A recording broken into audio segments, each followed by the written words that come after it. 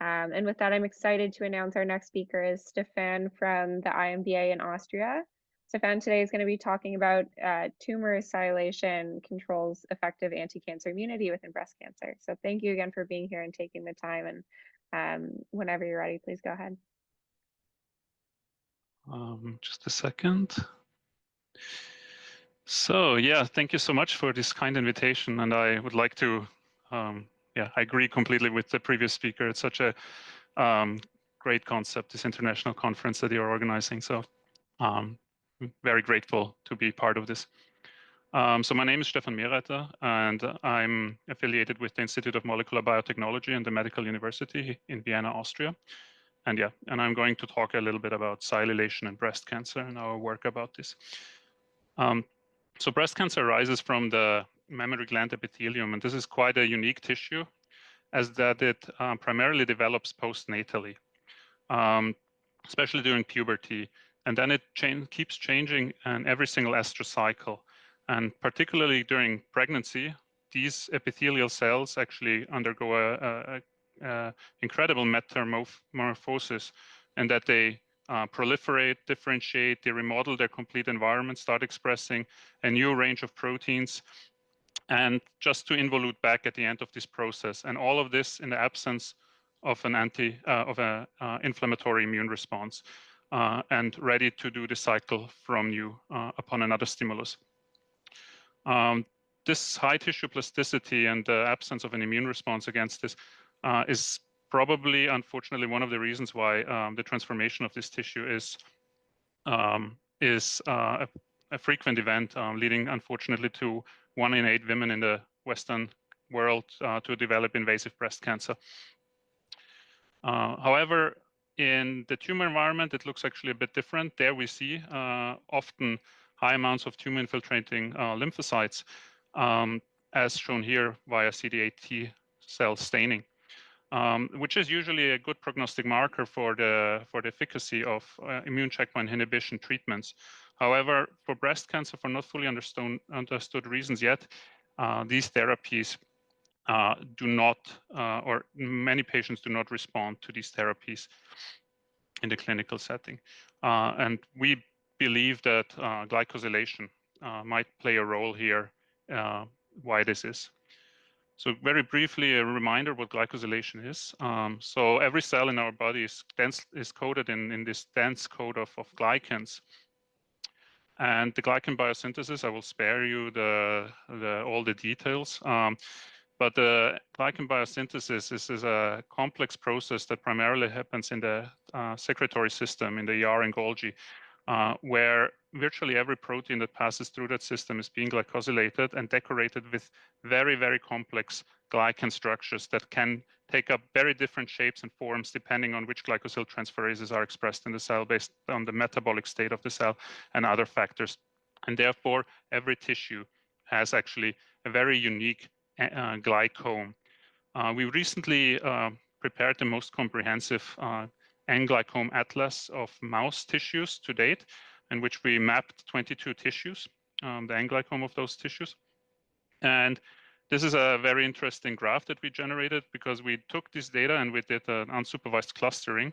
And as you can see here, that some organs cluster based on their N-glycomes according to their functions, whereas other tissues, like I would like to draw your attention to this area here, do not cluster so rationally. Namely, there's the thymus, the spleen, two immune-related organs, and the mammary glands.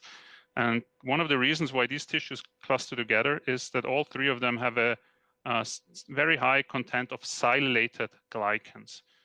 This leads me to the main topic of the talk, namely sialylation. So sialylation, sialic acid, sialylation is the process of adding sialic acid to glycans, and sialic acid is a terminal structure. It's a negatively charged structure, so it sits really at the forefront of all these of the cells and all their interactions with their environment and other cells.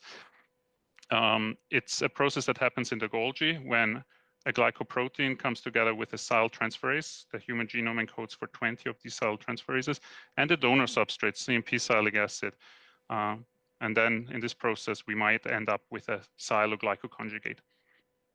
And sialylation has become or has moved a bit more into the interest of immunologists as well, as it has been shown in recent years that sialylation actually has related functions to immune checkpoints, in that immune system expresses a large variety of sialic acid binding receptors that have immune dampening functions, and therefore plays a very important role in regulating the immune system. Now, having seen that the sialylation is fairly high in the mammary epithelium, we were wondering how it looks in breast cancer, and we assessed the sialylation status via histological stainings. And as you can see here in the healthy mammary gland epithelium, indeed, it is sialylated. However, in the breast cancer, in 2/3 of all breast cancers, we see a significant increase of sialylation. So this is, so 2/3, the vast majority of tumors actually do upregulate sialylation.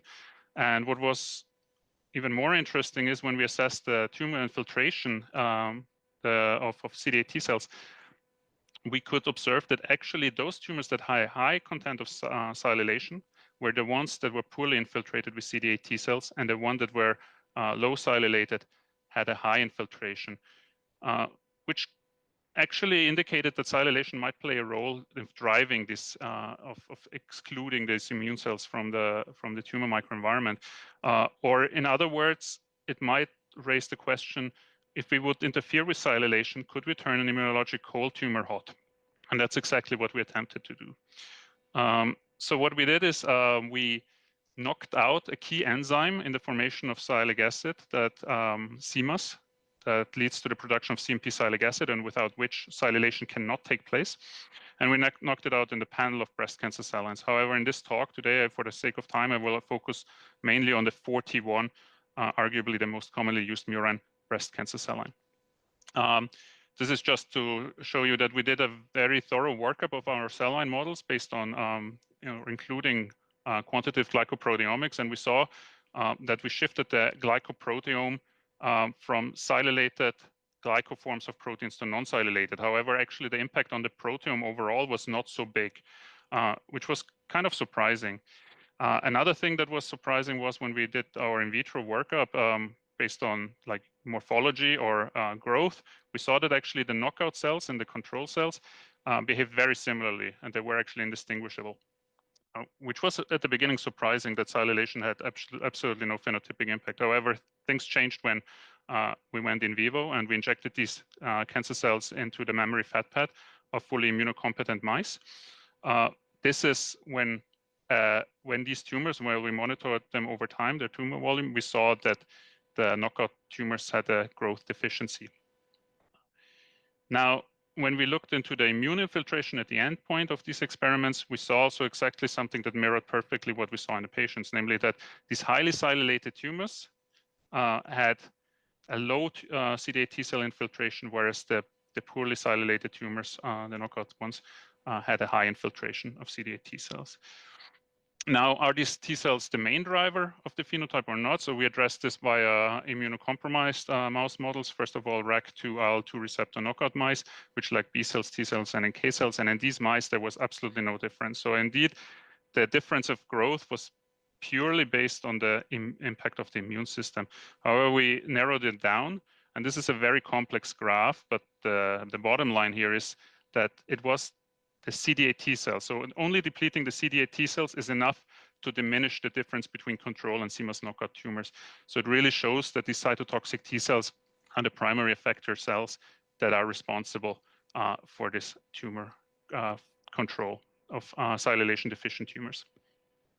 But this obviously raised the question, why this is? Why are these T cells like competent now in killing non-sialylated tumors? And we did a very comprehensive workup, and I would like to show you two mechanisms that we believe are contributing to this, because we believe it's actually multi-mechanistic. There's a multi-mechanistic reason here.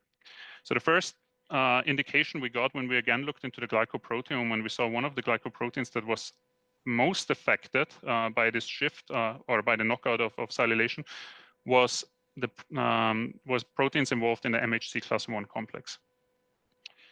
When we looked into the MHC class 1 surface retention or surface expression, we actually observed that CMOS knockout cancer cells, and this is across all models that we looked into, shows increased surface expression, both in unstimulated and in interferon gamma stimulated setting, which shows that these sialylation deficient tumors do have an increased levels of MHC class 1, which is obviously an essential player in the CD8 T cell mediated tumor killing. And the second mechanism that we believe is key in this process is the 41 tumors are known to recruit a large amount of polymorphonuclear myeloid-derived suppressor cells to the tumor microenvironment. And this is one of the reasons that is known why these tumors have such a strong immune suppressive environment. The sialylation deficient tumors, however, do that much less so. With decreased numbers of polymorphonuclear myeloid-derived suppressor cells being recruited to the tumor microenvironment.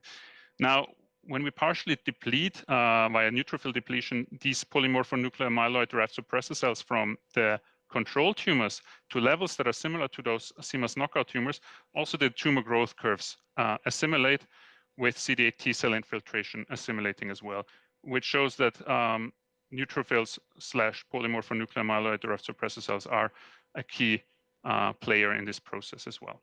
So this leads us to a working model where highly sialylated mammary tumors recruit immune suppressive immune cells and suppressed or reduced expression, surface expression of MHC class 1 on the surface. And when we interfere with sialylation, we break this recruitment of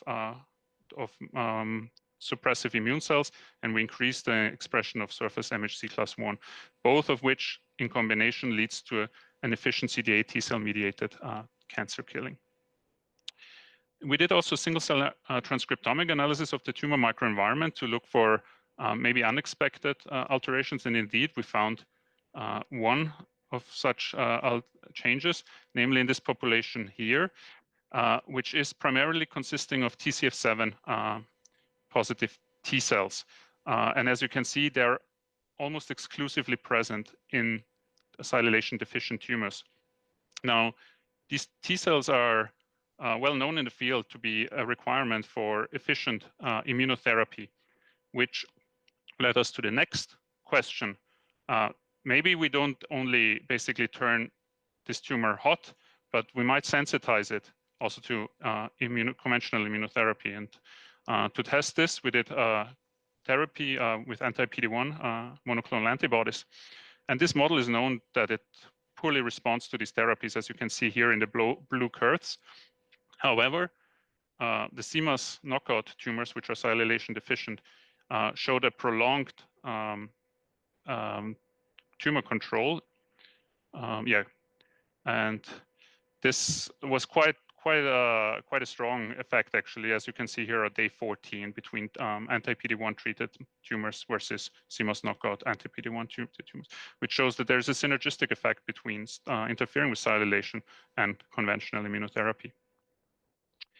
Now, we wanted to move a bit away from the genetic model, as for a clinical application, one would need a pharmacologic approach. And indeed, we applied a sial transferase inhibitor, so a drug that blocks these enzymes here, which leads to the same effect as the genetic knockout, namely the abrogation of sialylation. And when we repeated our experiments with this pharmacologic approach, to our surprise, because a pharmacologic approach has obviously a different efficacy and different specificity as a genetic knockout, we still saw a complete phenocopying of what we saw with the genetic knockout, namely the synergistic effects, reduction of polymorphonuclear myeloid suppressor cells, increase of CD8 T cells, and so on and so forth, showing that there is actually an avenue of opportunity here for the intervention with sialylation. We wanted to move one step even further, and this is the last part of my presentation, namely by using an even more realistic preclinical model, one that has the spontaneous formation of breast cancer or mammary cancer. And to do so, we established the first conditional knockout mouse of sialylation in the mammary gland epithelium by targeting by the conditional knockout of CMOS and K14 expressing cells. And as you can see here, the sialylation was successfully abrogated.